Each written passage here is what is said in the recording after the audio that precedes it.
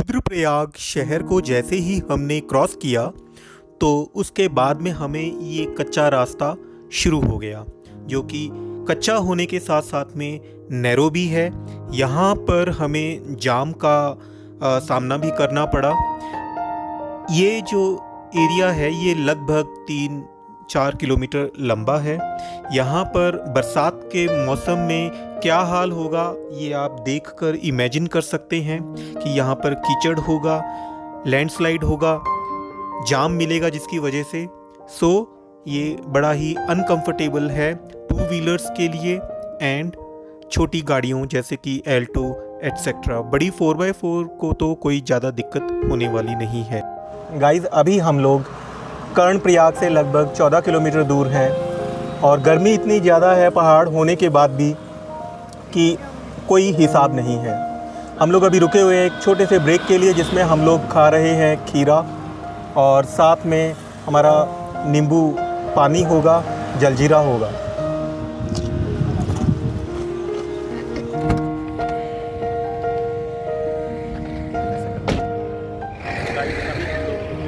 गोचर में, जो कि 12 किलोमीटर दूर पहले है कर्णप्रयाग से। यहाँ पर हमारा रजिस्ट्रेशन हुआ, ऑल्दो ऑनलाइन रजिस्ट्रेशन हो रखा है, उसके बावजूद भी आपको यहाँ पर रजिस्ट्रेशन करवाना है, जो कि ज़रूरी है। अभी हम गौचर शहर से गुजर रहे हैं। गौचर शहर अपनी एयर स्ट्रिप के लिए मशहूर है, जो कि 1920 से चालू है, जब लेडी वेलिंगटन यहाँ पर पहली बार बाई एयर आई।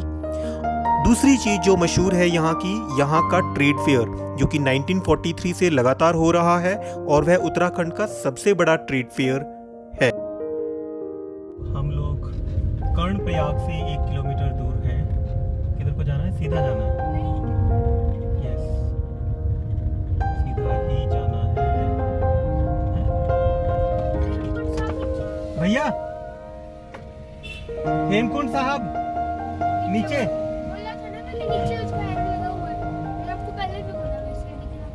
तो हमें कर्णप्रयाग से जाना है।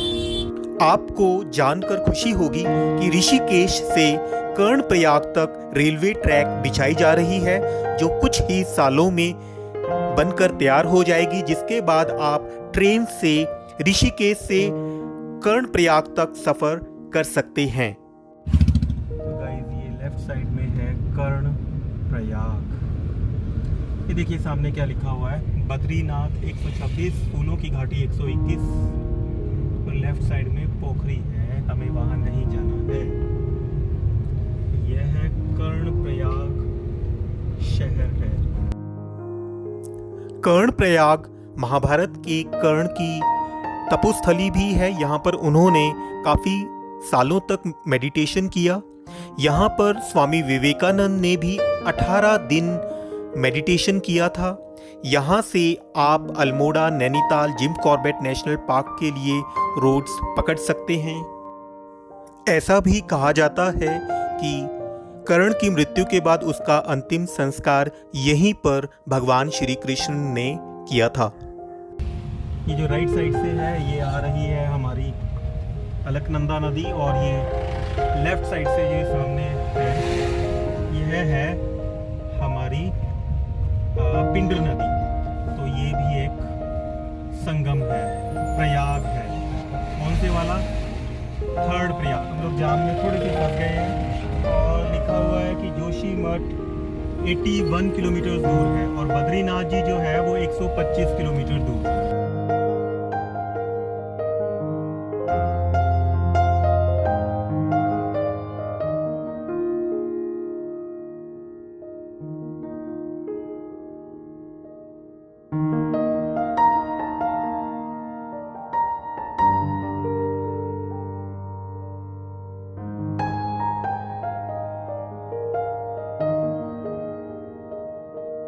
बाय बाय कर्णप्रयाग के बाद में आता है दूसरा प्रयाग, नंदप्रयाग।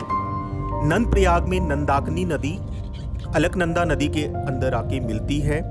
यह कब निकल गया हमें पता ही नहीं चला और अब हम पहुंच गए हैं चमोली शहर में। चमोली शहर चमोली डिस्ट्रिक्ट का सबसे बड़ा शहर है और चमोली जो डिस्ट्रिक्ट है उसका जो एडमिनिस्ट्रेटिव हेडक्वार्टर है वह है गोपेश्वर, जो कि लेफ्ट साइड में चोपटा के लिए एक रोड जाता है, गोपेश्वर के लिए एक रोड जाता है, वहाँ पर है।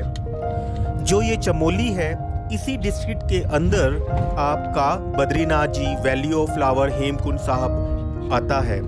जिस रोड की मैं बात कर रहा था गोपेश्वर के लिए, चोपटा के लिए, केदारनाथ जी के लिए, वह ये देखिए लेफ्ट साइड में है। यदि इधर जाएंगे तो आप केदारनाथ जी, गोपेश्वर और चोपटा, जिसे मिनी स्विट्जरलैंड भी कहा जाता है, वहां पहुंच जाएंगे। ये देखो ब्रह्म कमल, हाँ सच में ब्रह्म कमल है। जोशीमठ 45, तपोवन 60, बद्रीनाथ 89। नहीं यहाँ मिलते हो।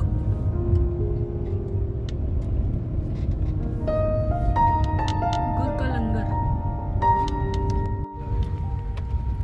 बीच बीच में आपको कच्चा रास्ता थोड़ा बहुत मिलेगा, अदरवाइज ज़्यादातर जो हाईवे है वह मैं तो वर्ल्ड क्लास कहूँगा, बहुत बढ़िया है पहाड़ों के हिसाब से।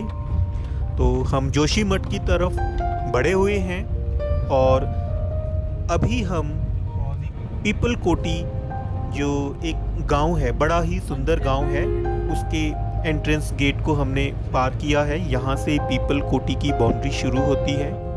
यह बहुत सुंदर गांव है और लोग जो टूरिस्ट हैं, या फिर टूरिस्ट मतलब कि जो लोग ओली वगैरह जाना चाहते हैं, या फिर जो तीर्थ यात्री हैं जो बद्रीनाथ, गोविंद घाट जाना चाहते हैं या फूलों की घाटी में जाना चाहते हैं, वो लोग यहाँ पर स्टे करते हैं, क्योंकि यहाँ पर काफ़ी होटल्स हैं, काफ़ी होम स्टे अवेलेबल हैं, लॉजेस अवेलेबल हैं और इनका जो रेट है वह बड़ा ही जायज़ है रिलेटिव टू जोशीमठ अवेलेबिलिटी के मामले में भी।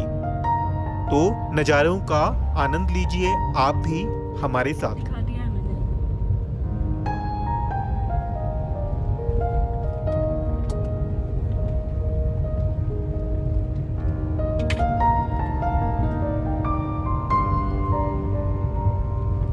बस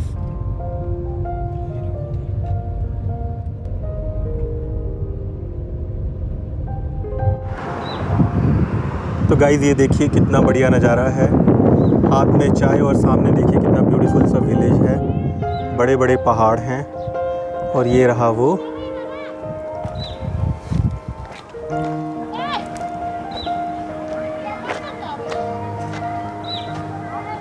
तो ये है हमारा टी स्टॉल।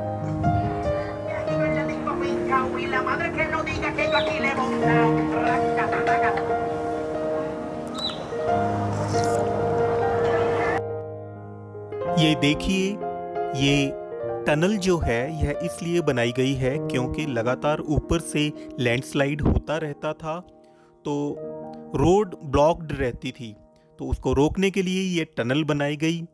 एक डिफरेंट आइडिया है कि टनल बनाई गई है लेकिन कोई पहाड़ नहीं है वहाँ पर। ये देखिए, ये जो नज़ारा है, ये जो राइट साइड में आपको पहाड़ कटे हुए दिख रहे हैं, ऐसा आपको किन्नौर साइड में भी देखने को मिलता है। हम जोशीमठ के जैसे जैसे करीब जा रहे हैं वैसे वैसे आप देखिए पहाड़ों का कैसा टोपोग्राफी जो है वह कैसे चेंज होने लगी है, नज़ारे ब्यूटीफुल होने लगे हैं। अब मैं आपको थोड़ा सा अपनी यात्रा के बारे में बता दूं। बद्रीनाथ जी से लगभग 25 किलोमीटर पहले एक जगह आती है जिसे गोविंद घाट कहा जाता है। मैं वहाँ पर अपनी कार को पार्क करके गुरुद्वारे में मत्था टेक के हेमकुंड साहब की यात्रा को शुरू करूँगा और लगभग 16 किलोमीटर का ट्रैक होगा, उसको करके मैं पहुँचूँगा गोविंद धाम, जिसको घांगरिया भी कहा जाता है। यह वही जगह है जहाँ से फूलों की जो घाटी है उसके लिए रास्ता जाता है। लगभग 4 किलोमीटर का ट्रैक है और वहीं से ही लगभग 6 किलोमीटर की खड़ी चढ़ाई है हेमकुंड साहब के लिए। तो घांगरिया में गोविंद धाम में हमें एक रात स्टे करना है। हेमकुंड साहब में मत्था टेक के वापस हम आएंगे और घांगरिया में फिर से रात को रुकेंगे और वहाँ से अगले दिन वापस गोविंद घाट आएंगे। गोविंद घाट से हम लोग बद्रीनाथ जी जाएंगे और वहाँ पर अपना जो मेरा तीसरा धाम है, ये पहले मैंने द्वारका जी किया, दूसरा मैंने रामेश्वरम 2 बार किया और अब ये मेरा तीसरा बद्रीनाथ धाम है। इसके बाद एक ही चौथा धाम बच जाता है, वह है आपका जगन्नाथ जी पुरी, जो कि उड़ीसा में है। अब हम जोशीमठ से लगभग 7-8 किलोमीटर की दूरी पर हैं और जैसे जैसे हम जोशीमठ के पास पहुंचने लग रहे हैं वैसे वैसे देखिए रोड नैरो होने लगा है, वैसे पक्का है, सीनरी बहुत ज़बरदस्त है और ट्रैफिक भी बढ़ गया है और अब हमें जाम का सामना करना पड़ रहा है। यहाँ पर आगे पुलिस के जवान तैनात हैं जो कि ट्रैफिक को वन वे बनाए हुए हैं, मतलब दोनों तरफ में पुलिस के जवान हैं जो बारी बारी से आने जाने वाले ट्रैफिक को जाने देते हैं। तो जोशीमठ से पहले आपको जाम का सामना करना ही पड़ेगा। ये देखिए जोशीमठ का प्रवेश द्वार हमें मिल गया है और अब हम जोशीमठ के अंदर प्रवेश कर गए हैं। इससे पहले हमें ये देखिए पुलिस ने हमें रोका, हमें समझ में नहीं आया कि उन्होंने हमें क्यों रोका और हमें सॉरी कहना पड़ा उनको, क्योंकि उन्होंने हमें वन वे ट्रैफिक के लिए हमें रोका। ये देखिए नज़ारा, हम लोग फंस गए हैं जाम में। चलते हैं कार की तरफ।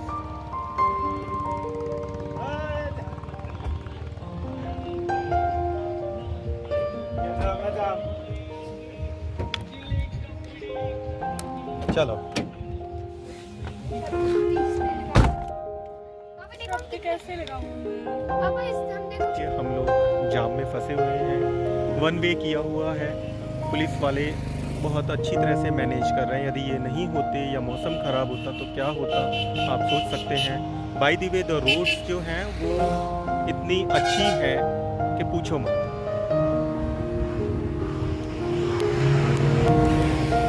अब खोल रहे हैं तो मैं भी चलता हूँ।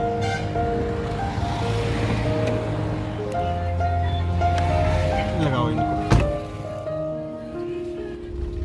जोशीमठ की बाउंड्रीज को तो हमने एंटर कर लिया है, लेकिन जो शहर है जोशीमठ वह लगभग अभी 1 किलोमीटर दूर है और व्लॉग लंबा हो रहा है, इसलिए मैं इस व्लॉग को यहीं पर ख़त्म कर रहा हूँ।